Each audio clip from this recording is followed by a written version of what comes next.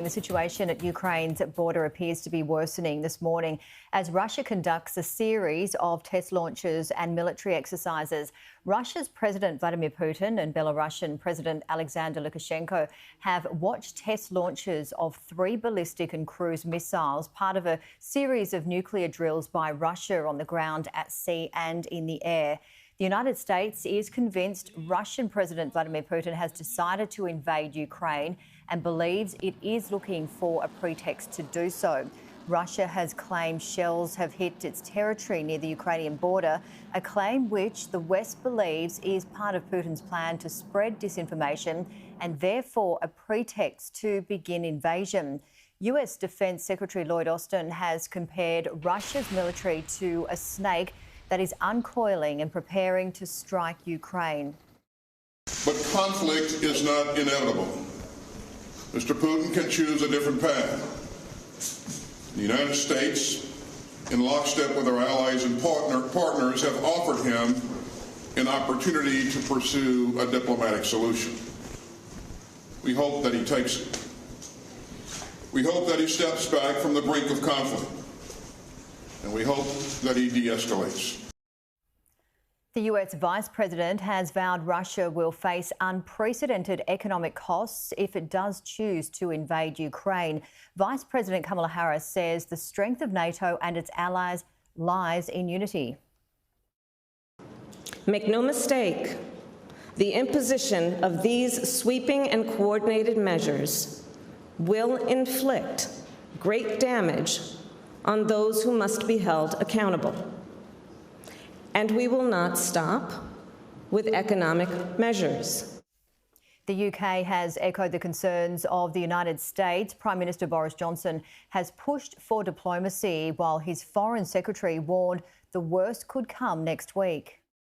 There are many people who would want to think hopefully about the situation, but I think we need to prepare for the worst-case scenario, and that worst-case scenario could happen as early as next week. Speaking at the security meeting of G7 nations in Munich, Ukraine President Volodymyr Zelensky has vowed to protect his nation and challenged the West to explain why it hadn't done more to protect Ukraine over the past 8 years. This is not about war in Ukraine, this is about the war in Europe. I mentioned this in 2019, 2020, 2021. Will the world be able to hear me in 2022? This is no longer a hypothesis, but not yet an axiom.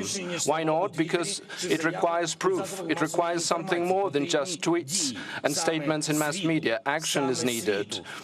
The world needs this action, not Ukraine. We are going to protect our country with or without support of our partners.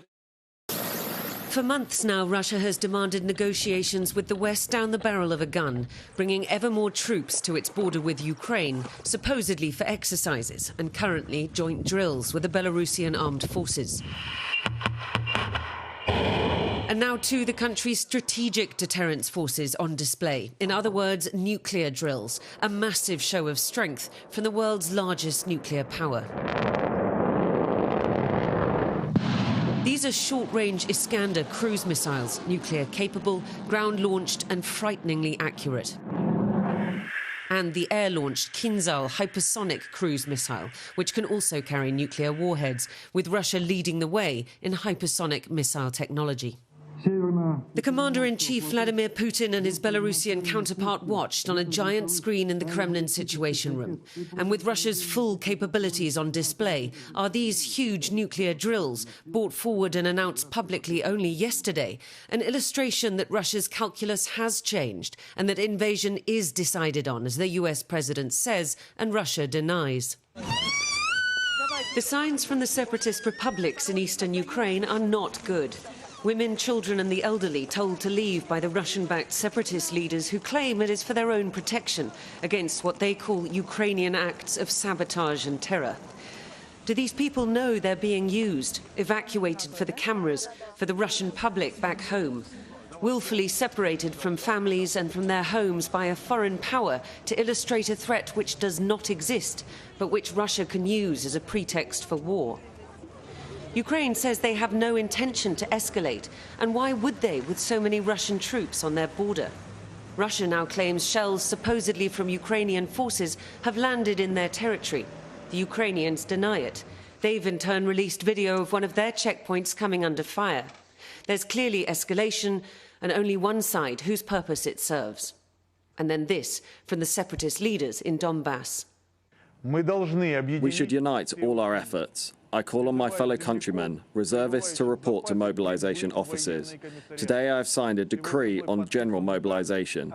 I call on all men in the Republic able to hold a weapon in their hands to stand up to protect your families, your children, wives and mothers.